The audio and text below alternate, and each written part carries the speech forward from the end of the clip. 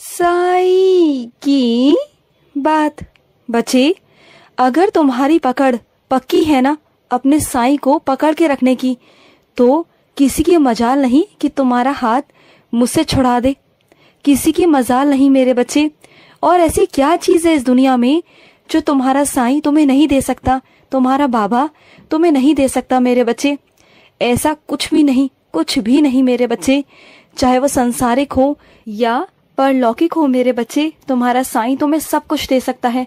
अरे तुम्हारी साईं की पहुंच तो वहां तक है जहां पर किसी की पहुंच नहीं होती। वहां तक है तुम्हारे साईं की पहुंच जिसका तुम अंदाजा भी नहीं लगा सकते। अरे उसके आगे तो कोई पहुंच ही नहीं है मेरे बच्चे। ये समझ लो, तुम्हारी साईं तक जो पहुंच है ना, बस वही उसका अंत है। उसके आगे कोई रास्ता नहीं। तुम्हारे साईं पर आकर सारे रास्ते, सारी इच्छाएं खत्म हो जाती है मेरे बच्चे। और सुनो, मैं जब तुम्हें सत्संग में भेजता हूँ ना, तो इसका मतलब ये नहीं कि जाओ और जाकर प्रसाद खाकर बस थोड़ी सी कथा सुनकर सत्संग कर कर आ जाओ। नहीं मेरे बच्चे, मैं तुम्हें तो समझाता हूँ एक एक शब्द को वहां पर बैठ के कि इस दुनिया में क्या है और क्या नहीं, तुम्हें किन रास्तों पर जाना है और किन रास्तों पर नहीं जाना, किसके साथ कैसा व्यवहार करना है, और अगर कोई तुम्हारे साथ कोई भी व्यवहार करे तो उसके साथ तुम्हें कैसा बर्ताव करना है, ये सब मैं तुम्हें बताता हूँ। लेकिन तुम क्या करते हो, बस वो सुनकर और वहां से बाहर निकल आते हो। उसके बाद ना तुम्हें कुछ याद नहीं रहता। तो वो सब मत करो मेरे बच्चे।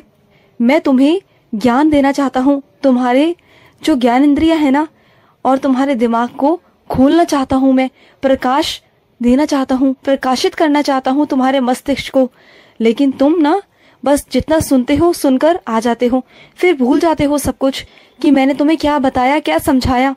और ये मत सोचा करो कि तुम कहीं पर जा रहे हो तो वहां पर तुम्हारा साईं नहीं। मैं तो हर जगह हूँ। तुम किसी भी रूप में अगर मुझे पूछोगे तो मैं वहीं पर हूँ। तो मन में ये मत सोचा करो कि मैं तो इस रूप में पूज रहा हूँ, इस भगवान को पूज रहा हूँ तो वहां पर साईं नहीं। ऐसा कुछ नहीं मेरे बच्चे। तुम जहां भी मुझे पूछते हो ना, जहां भी जिस भी मन से मेरे जिस भी रूप को आराधते हो ना, मैं उसी वक्त वहीं पर विराजित हो जाता हूँ मेरे बच्चे। तुम ना ये मत सोचा करो, मन में ये चीजें मत लाया करो। साईं एक रोशनी है, साईं एक प्रकाश है जो किसी भी रूप में आ सकता है मेरे बच्चे। वो चाहे किसी भी धर्म का हो। मैं तो हर जगह हूँ, हर जगह मेरे बच्चे, हर जगह। मैं तुम्हें गुरुद्वारों में भी मिलूंगा, मैं तुम्हें मस्जिद में भी मिलूंगा, मैं तुम्हें मंदिरों में भी मिलूंगा, मैं तुम्हें चर्च में भी मिलूंगा, मैं तुम्हें हर जगह मिलूंगा, हर जगह। मेरा कोई मजहब नहीं, मेरा कोई धर्म नहीं मेरे बच्चे, क्योंकि ईश्वर का ना कोई धर्म नहीं होता। सिर्फ ये तुम्हारे बनाए हुए धर्म है मेरे बच्चे, जिसमें तुम बट चुके हो। लेकिन तुम्हारा ईश्वर नहीं बटा मेरे बच्चे। मैं तो हमेशा कहता हूँ, सबका मालिक एक, सब एक है, सब मेरे बच्चे हैं। सबके अंदर एक ही खून है, सबका शरीर एक जैसा है, सबके अंदर अंग भी एक जैसे हैं, सबकी बोली भी एक जैसी है। तो कोई अलग कैसे हुआ, अलग भेदभाव कैसे हुआ मेरे बच्चे, बताओ। कोई अलग नहीं, सब मेरे बच्चे हैं। और मैं सभी बच्चों को अपनी एक नजर, समान नजर से देखता हूँ मेरे बच्चे। और जैसे जैसे तुम्हारी तरक्की, उन्नति होती जा रही है ना, तो ये लोगों को ना खटकता है मेरे बच्चे, उनकी आंखों में खटकता है। क्योंकि वो ये सब चीजें ना नहीं कर पाए, क्योंकि उनकी जिंदगी में कुछ कर्म ऐसे थे कि उन्हें भोगने थे। और उन्होंने वैसे भी तुम्हारे साथ ना कुछ अच्छा व्यवहार नहीं किया था। पिछले सालों की अगर बात की जाए ना, तो उन्होंने तुम्हें तंग करने में ना कोई कसर नहीं छोड़ी, कोई भी काम नहीं छोड़ा कि जिससे तुम परेशान ना हो, जिससे तुम तंग ना हो। उन्होंने वो हर कोशिश की कि तुम नीचे से नीचे गिर जाओ। लेकिन एक हाथ मेरा था तुम्हें उठाने वाला, वो 1000 हाथ थे तुम्हें नीचे गिराने वाले, लेकिन मेरा एक हाथ था तुम्हें उठाने वाला, जो मैं तुम्हें उठाता चला गया। और उनके समझ में ही नहीं आया। लेकिन जब बचाने वाला मैं बैठा हूँ, तुम्हारा साईं बैठा है ना, तो चाहे गिराने वाले 1000 क्यों ना हो मेरे बच्चे, मेरा एक हाथ ही काफी है तुम्हें उठाने के लिए। सो देखो, मैंने तुम्हें उठा दिया ना, तो बस मेरे बच्चे, तुम्हारे साईं का एक हाथ ना उन लाखों हाथों पर, हजारों हाथों पर भारी है मेरे बच्चे। चिंता मत करो, उन लोगों की परवाह मत किया करो। लेकिन हाँ, बस उनकी नजरों से बचकर रहना तुम्हारा काम है। समय समय पर अपनी नजरें उतार लिया करो, क्योंकि जो उनकी गंदी नजर है ना, वो हमेशा तुम्हारी चीजों पर रहती है, हमेशा। वो कभी नहीं चाहते थे कि तुम आगे बढ़ो, लेकिन मैं तुम्हें बढ़ा रहा हूँ ना, तो उनको ये बर्दाश्त नहीं होता। वो देख देख कर ना तुम्हारे मुंह पर तो बधाई देते हैं तुम्हें, लेकिन अंदर ही अंदर ना वो जलते हैं तुमसे, ईर्ष्या करते हैं कि तुम कैसे ये सब चीजें कर पा रहे हो, कैसे हो रहा है ये। लेकिन वो नहीं जानते कि ये सब तुम्हारे पुण्य कर्मों का फल है जो तुम करते आए हो। और आज भी ना तुम पुण्य कर्म करने से पीछे नहीं हटते हो, हमेशा हर चीज पुण्य कर्म करते हो, हमेशा बस ऐसे ही करते रहना। और आज जो तुम अन्नदान करने जा रहे हो ना, तो मेरे भूखे बच्चों का पेट भरना, जिनकी आत्मा तृप्त नहीं ना, उनकी आत्मा को तृप्त करना। और हाँ, उसी के बीच एक ऐसा छोटा सा बच्चा आएगा जो मेरा ही रूप होगा। वो तुमसे अन्नदान तो लेगा ही लेगा, साथ में ना अपनी किसी जरूरत के लिए तुमसे कुछ पैसे मांगेगा, तो उसे दे देना, उसे मना मत करना, उसे जरूर वो पैसे दे देना मेरे बच्चे, जरूर देना। क्योंकि वो बच्चा ना बहुत छोटा सा, बहुत मासूम है, वो मेरा ही रूप है। उसे किसी चीज की जरूरत है तो उसे दे देना मेरे बच्चे, मना मत करना।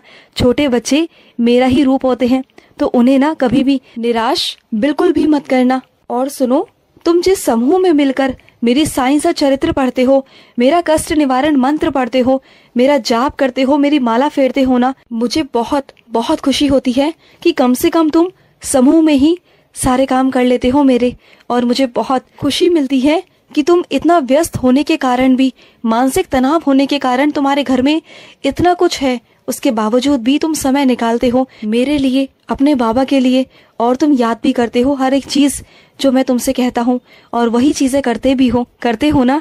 और सुनो, अभी हाल ही में मैंने तुम्हारा बहुत बड़ा नुकसान होने से बचाया, पता है ना तुम्हें? समझ गए ना मैं किस ओर इशारा कर रहा हूँ? वो बहुत बड़ा नुकसान तुम्हारे जीवन में होने वाला था, बहुत बड़ा नुकसान, जिसे ना पकड़कर तुम बहुत रोते, बहुत परेशान हो जाते। और मैं जानता हूँ कि तुमसे शायद वो बर्दाश्त भी नहीं होता, तुम उसे बर्दाश्त भी नहीं कर पाते। इसलिए ना मैंने तुम्हें बचा लिया उन सब चीज़ों से, कि मैं नहीं चाहता था कि तुम परेशान हो, चिंतित हो और तुम्हारी तबीयत खराब हो जाती। मैं बिल्कुल भी नहीं चाहता था कि ऐसा कुछ हो। और सुनो मेरे बच्चे, तुमने जो साईं सा चरित्र में जहाँ से तुमने छोड़ा था ना पढ़ना, तो वहाँ से पढ़ना दोबारा से शुरू कर दो। ये वहम मत रखो कि तुमने वहाँ से छोड़ दिया, अब मैं शुरू से करूँ या वहीं से करूँ। तो सुनो, वहीं से करो, कोई बात नहीं। मुझे पता है कि तुमने किस वजह से छोड़ा था, लेकिन अब जहाँ से छोड़ा था वहीं से करना शुरू कर देना। ये वहम मत किया करो, अगर कभी किसी कारण को चीज छूट भी जाती है ना, तो ये मत सोचा करो कि साईं गुस्सा करेंगे। मैं कभी तुम पर गुस्सा नहीं करता मेरे बच्चे, कभी नहीं। मैं जानता हूँ तुम्हारी परिस्थिति, समझता हूँ, तुम्हारा बाबा हूँ मैं, तुम्हारी माँ हूँ, तुम्हारी साईं माँ, मैं सब देखता हूँ, तुम्हारा सब कुछ देखता हूँ। और सुनो, जो तुम्हारे घर की लक्ष्मी है ना, उसे कभी कभी बाहर घुमाने ले जाया करो मेरे बच्चे।